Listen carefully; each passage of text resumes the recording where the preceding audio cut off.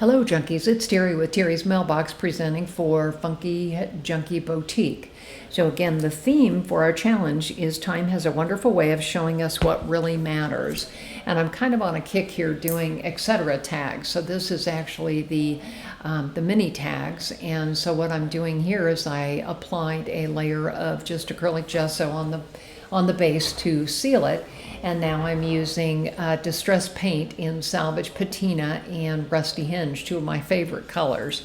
And so again, I'm just kind of using a brayer and just, dabbing them on just kind of randomly to create a junkie background, a grungy junkie background. So here we go. Adding lots of layers. Hope you'll consider joining the challenge. The information is out on the Funkie Junkie blog. So again, here's my base piece done.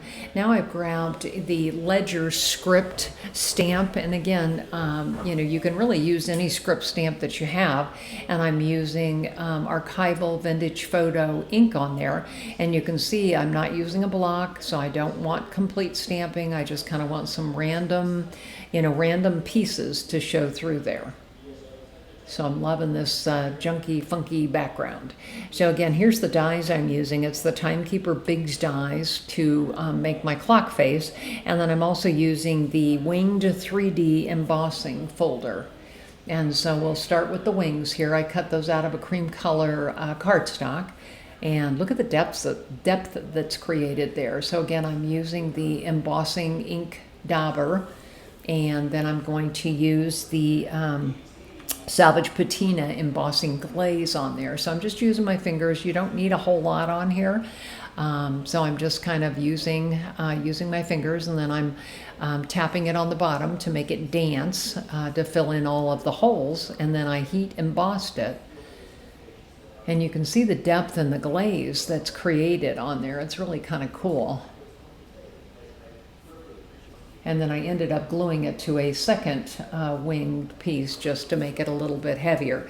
So now I'm using a vintage photo distress crayon to rub it on here and to create kind of an antique-y look. And I'm using my fingers in water just to kind of spread it out there. Make sure it goes in all of the little nooks and crannies. And so once I've got that done, I kind of used a paper towel just to remove that top part, top section off of there, because I wanted the Salvage Patina to show through. Aren't those cool? I'm really liking those. So the next I took that Timekeeper Biggs die piece, I cut it out of chipboard, and now I'm just using, again, white gesso to go ahead and attach, or to glue, or not glue, paint. Paint the top or the base layer there. So again, trying to make sure that it's completely covered. Didn't want the brown showing through. And it also gives me a surface to attach both glaze, or not glaze, but distress ink and embossing powder. So again, just almost finished covering it here. And then what I found, I let it dry, obviously. And so here is the gentleman, and I've colored him again with distress crayons as well. And I added the wings to him. And then here I'm going to stamp. This is actually a very old Tim Holtz stamp that I found in my collection. It says it's never too late to find out who you want to be. I just thought that was real appropriate, and I used black archival on that. The next thing I did once that clock face was dry was I cut it, and then I ran Rusty Hinge distress over it to provide the adhesion for the embossing powder. So again, this is just one I had from my stash, and you'll see it's going to kind of turn into a copper turquoise type of color, which matches the theme color I've got going on the piece very, very well. So I'll pick it up with my tweezers, and then I'm going to emboss it. And I'm going to start heating it from behind, because this happens to be a pretty chunky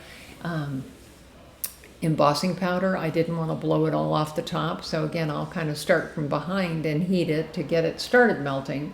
And then I'll move to the very front and finish heating it.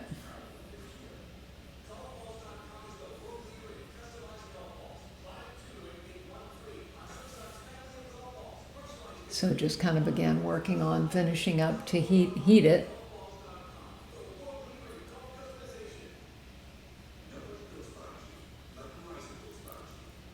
I love using embossing powder. Especially when you're doing ephemera pieces, it's just really, really neat. So there's that. It's completely dry. All the powder is melted.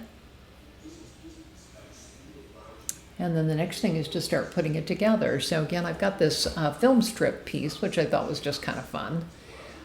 Again, from my stash, it's an older ideology piece. So now I'm just going to glue. I'm using collage medium in the dispenser bottle, which, you know, I think is very, very convenient for gluing pieces. And the collage medium is just a really great, great glue. And so then I put this on here, and then I realized, whoops, I wanted that film strip to pop up on top because I knew that my man was going to sit on top and he would hold it down. So again, just kind of moving things around here, trying to get them attached.